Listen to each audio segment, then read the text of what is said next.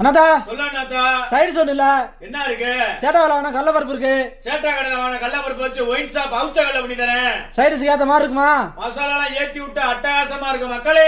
Video பாருங்க. மறக்காம லைக்காவது பண்ணுங்க. சவுதியில நிலக்கடல பருப்புன்னு சொல்லுவாங்க. இந்த மாதிரி தான் இருக்கும். பச்சை நிலக்கடல பருப்பு. இதுல குப்பையெல்லாம் அதிகமா இருக்கும். 2 மணி நேரம் நல்லா கழுவி ஒரு மணி நேரம் இல்லைன்னா 2 மணி நேரம் நல்லா ஊற வைங்க. ஊற வச்சிங்க அப்படின்னா கடல பருப்புல இருக்க அழுக்குலாம் பிரிஞ்சு திரிச்சு வந்துருவாங்க.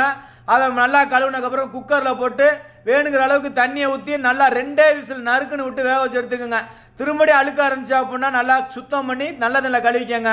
கேரட்டு, பீட்ரூட்டு, முட்டைக்கோசு, கொத்தமல்லி எல்லாம், வெங்காயம், தக்காளி, பழம் அம்புடுத்தேன் ஒரு சின்ன டப்பாவில் வேணுங்கிற அளவுக்கு கடலையை போட்டு நறுக்கி வச்ச வெங்காயம், கேரட்டு, பீட்ரூட்டு, முட்டைக்கோசு, தக்காளி, எலும்புச்சம்பழத்தை புழிஞ்சு விட்டு மிளகாத்தூள் இழுவைக்கு தகுந்த மாதிரி பெப்பர் தூள், டொமேட்டோ சாஸு, சில்லி சாஸு, மல்லித்தலை, தேவையான உப்பை போட்டு டப்பா ஒரு குழுக்குனீங்கன்னா சூப்பராக செம்மையாக மசாலா அவிச்சு